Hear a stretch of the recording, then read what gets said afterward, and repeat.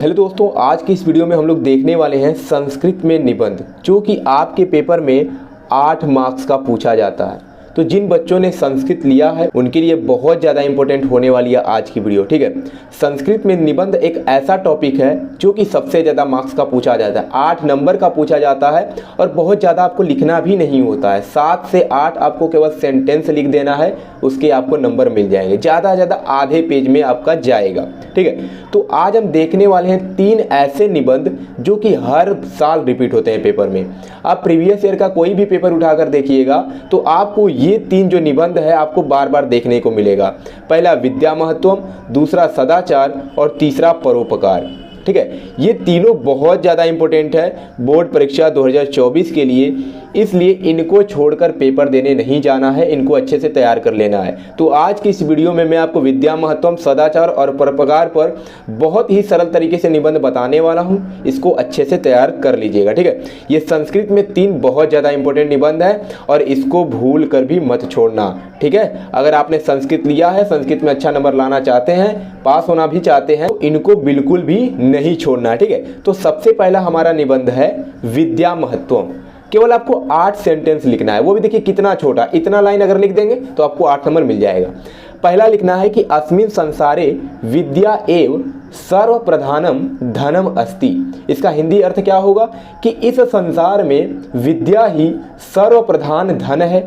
ठीक है, अगर ये केवल एक लाइन लिख देते हैं आपको 1 नंबर मिल जाएगा। अगर 8 का 8 लाइन नहीं लिखते हैं, जितना भी लाइन अगर आपको याद रहेगा तो जितना भी लिख करके आते हैं उतना आपको नंबर दिया जाएगा। अगर केवल दो ही लाइन आप लिख पाते हैं तो 2 नंबर आपको दिए जाएंगे, ऐसा नहीं है कि आपका काट दिया जाएगा। दूसरा है कि विद्या विनयम ददाति, विद्या विनय देती है। ठीक है, विद्या विनय देती है, केवल 3 शब्द लिख देंगे 1 नंबर मिल जाएगा।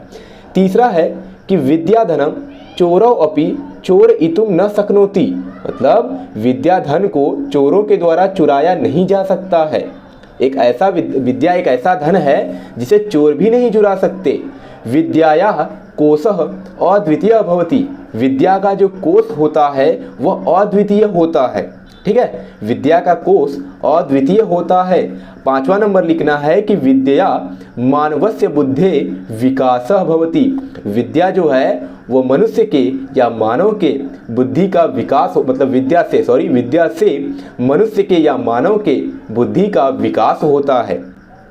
ठीक है, 6 नंबर है कि अन्य धनम भ्राता विभज्यते, मतलब अन्य धन को भाइयों में बांटा जा सकता है, किंतु विद्या धनम भ्राता न विभज्यते, किंतु विद्या एक ऐसा धन है जिसे भाई भी नहीं बांट सकते। जिसके पास जितनी विद्या रहेगी, जितना ज्ञान रहेगा वो उसके पास ही रहेगा, उसका बंटवारा नहीं हो सकता।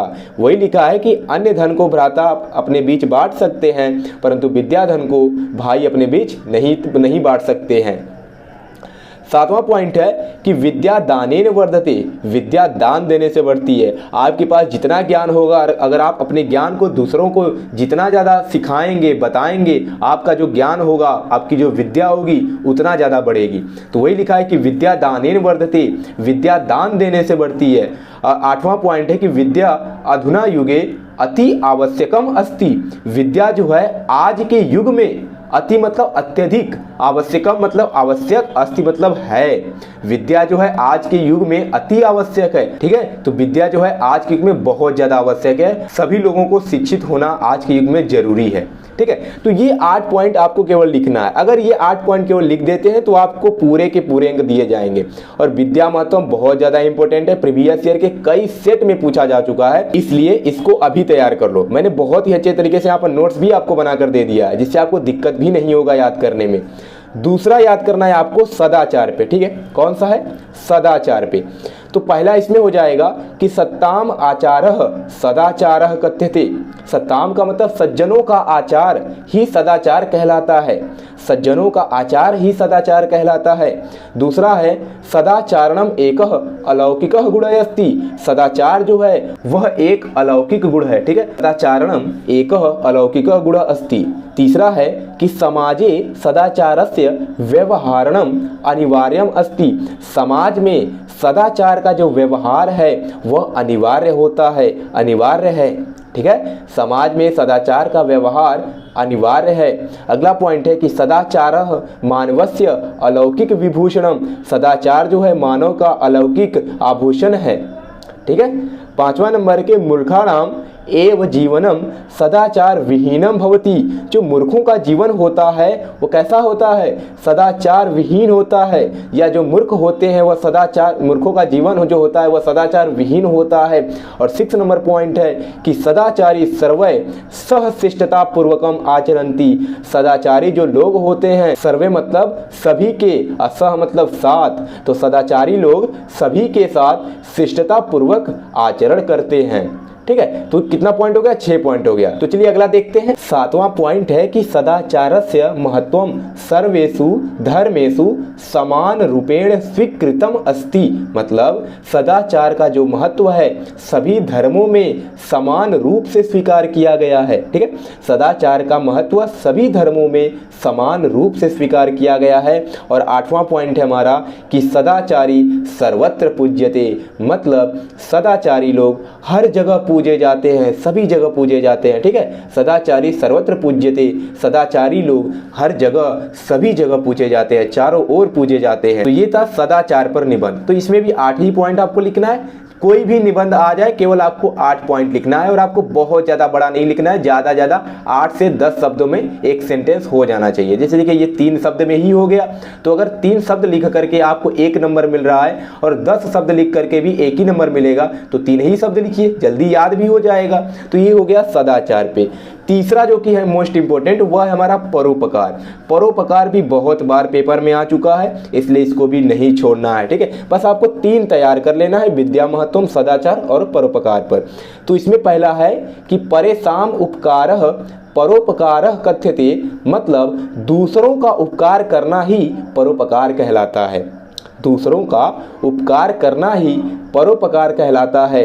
दूसरा नंबर है कि परोपकारः मानवस्य एकः उत्तमः गुण अस्ति, मतलब परोपकार मानव का एक उत्तम गुण है। ठीक है। परोपकार मानव का एक उत्तम गुण है। तीसरा है कि परोपकारेण जनेषु सुख शांति वृद्धि भवति, मतलब परोपकार से लोगों में सुख शांति की वृद्धि होती है। ठीक है। परोपकार से लोगों में सुख शांति की वृद्धि होती है। चौथा नंबर पॉइंट है कि परोपकारिणः जनाः परोपकारेणैव प्रसन्नाः भवन्ति, मतलब परोपकारी लोग परोपकार से ही प्रसन्न होते हैं। परोपकारी लोग परोपकार से ही प्रसन्न होते हैं। 5वां नंबर है न केवलम मनुष्य अपितु प्रकृति अपि परोपकारे रता दृश्यते, न केवल मनुष्य अपितु मतलब बल्कि प्रकृति अपि, प्रकृति भी परोपकारे, परोपकार में, रता मतलब निरंतर, दृश्यते मतलब दिखाई देती है, मतलब प्रकृति भी परोपकार करते हुए दिखाई देती है। जैसे अगर आप वृक्ष को देखते हैं तो उसमें जो उसका फल होता है उसको क्या करते हैं, मनुष्य खाते हैं, तो एक प्रकार से वह क्या कर रहा है, उसका वो भी परोपकार ही कर रहा है, क्योंकि उसके फल को मनुष्य खा रहे हैं, खा करके मनुष्य संतुष्ट होते हैं, उनकी भूख मिट जाती है। तो क्या कर रहे हैं, प्रकृति भी परोपकार में ही दिखाई दे रहे हैं। तो वही दिया है कि न केवल मनुष्य ही परोपकार नहीं करते, बल्कि प्रकृति भी परोपकार में रता मतलब निरंतर दिखाई देती है। ठीक है। तो यही कहना चाहता है। 6 नंबर पॉइंट है कि परोपकार देव भाव अस्ति, परोपकार क्या है, देव भाव है। ठीक है। परोपकार देव भाव है। 7वां नंबर पॉइंट है हमारा कि शरीरस्य शोभा चंदनम लेपनेन न अपितु परोपकारेण भवति, शरीर की जो शोभा है वह चंदन लेपने से नहीं होता है बल्कि परोपकार से होता है। ठीक है। शरीर की जो शोभा बढ़ती है वह चंदन को लेपने से नहीं बढ़ती बल्कि परोपकार करने से बढ़ती है। जितना ज़्यादा परोपकार करेंगे उतना आपके शरीर की शोभा बढ़ेगी, आपकी शोभा बढ़ेगी। ठीक है। और 8वां नंबर पॉइंट है कि अस्मिन् संसारे परोपकारस्य अनुपमा महिमा अस्ति, आज के संसार में परोपकार का जो अनुपम महिमा है। ठीक है। आज के संसार में परोपकार ही क्या है, अनुपम महिमा है, या परोपकार का अनुपम महिमा है। ठीक है। तो ये 8 पॉइंट किस में लिखना है आपको, तो ये लिखना है आपको परोपकार में। तो मैंने आपको क्या किया, 3 जो निबंध बताया है बहुत ज़्यादा इंपॉर्टेंट है। मैं आपसे फिर से बोल रहा हूँ, इसको छोड़कर पेपर देने मत जाइएगा। विद्या महत्वम, सदाचार और परोपकार अच्छे से तैयार कर लीजिए। और आपको इसका ऐसा नहीं है कि मैं केवल बता रहा हूँ कौन कौन सा इंपॉर्टेंट है, अब आपको खोजना पड़े कि कहाँ से हम याद करें, ऐसा भी आपको नहीं करना है। आपके सामने मैंने नोट्स भी आपको प्रोवाइड करा दिया है। आपको क्या करना है, इसका स्क्रीनशॉट ले लीजिए, जल्दी से इसको नोट कर लीजिए और आज ही अभी इसको याद कर लीजिए। क्योंकि अगर आप लोग पेपर का इंतजार करेंगे कि पेपर आएगा उससे 1-2 दिन पहले मैं याद करूंगा, तो ऐसा नहीं है, समय नहीं रहेगा। जैसे ही पहला पेपर स्टार्ट होगा उस दिन से आपके पास समय बिल्कुल भी नहीं रहेगा। तो जितना समय बचा हुआ है इसी समय हर एक चीज आप अभी तैयार कर लीजिए, ठीक है। तो तीनों निबंध को बिल्कुल भी नहीं भूलना है, अभी इसको याद कर लेना है। तो चलिए मिलते हैं नेक्स्ट वीडियो में, तब तक के लिए धन्यवाद।